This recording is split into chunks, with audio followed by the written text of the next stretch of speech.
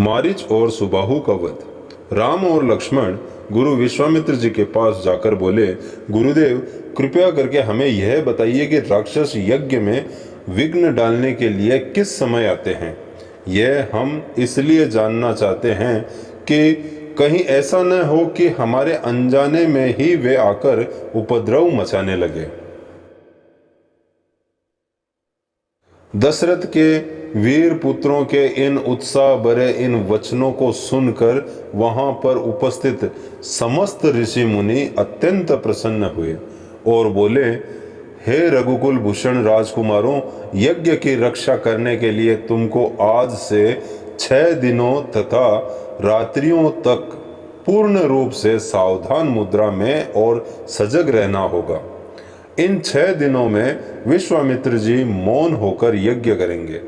इस समय भी वे तुम्हारे किसी भी प्रश्न का उत्तर नहीं देंगे, क्योंकि वे यज्ञ की दीक्षा ले चुके हैं।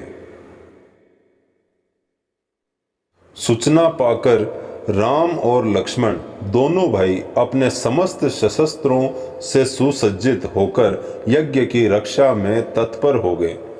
5 दिन और 5 रात्रि तक वे निरंतर बिना किसी विश्राम के सतर्कता के साथ यज्ञ की रक्षा करते रहे, किंतु इस अवधि में किसी भी प्रकार की विघ्न बाधा नहीं आई।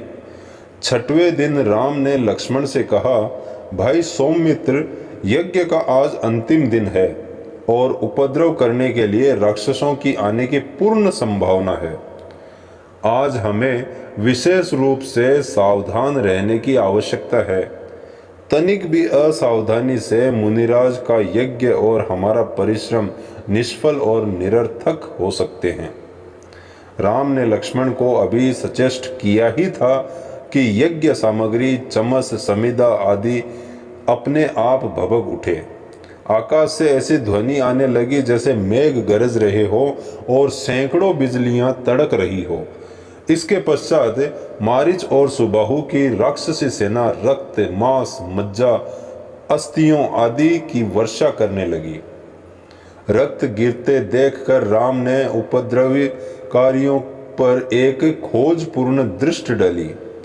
आकाश में मायावी राक्षसों की सेना को देखकर राम ने लक्ष्मण से कहा, लक्ष्मण, तुम धनुष पर सरसंधान करके सावधान हो जाओ। मैं मानवास्त्र चलाकर इन महापापियों की सेना का अभी नाश किए देता हूं। यह कहकर राम ने असाधारण फुर्ती और कौशल का प्रदर्शन करते हुए उन पर मानवास्त्र छोड़ा। मानवास्त्र आंधी की वेग से जाकर मारीच की छाती में लगा और वह उसके वेग के कारण उड़कर 100 योजन अर्थात 400 कोस दूर समुद्र में जा गिरा। इसके पश्चात राम ने आकाश में आग्नेयास्त्र फेंका, जिससे अग्नि का एक भयंकर ज्वाला प्रस्फुटित हुई और उसने सुबाहु को चारों ओर से आवृत कर लिया। इस अग्नि की ज्वाला ने क्षण भर में उस महापापी को जलाकर भस्म कर दिया। जब उसका जला हुआ शरीर पृथ्वी पर गिरा तो एक बड़े जोर का धमाका हुआ। उसके आघात से अनेक वृक्ष टूटकर भूमि पर गिर पड़े। मारीच और सुबाहु पर आक्रमण समाप्त करके राम जी ने बचे खुचे राक्षसों का नाश करने के लिए वायव्य नामक अस्त्र छोड़ दिया। उस अस्त्र के प्रहार से राक्षसों की विशाल सेना के वीर मर मर कर ओलों की भांति भूमि पर गिरने लगे। इस प्रकार थोड़े ही समय में संपूर्ण राक्षसी सेना का नाश हो गया। चारों ओर राम जी की जय जयकार होने लगी तथा पुष्पों की वर्षा होने लगी।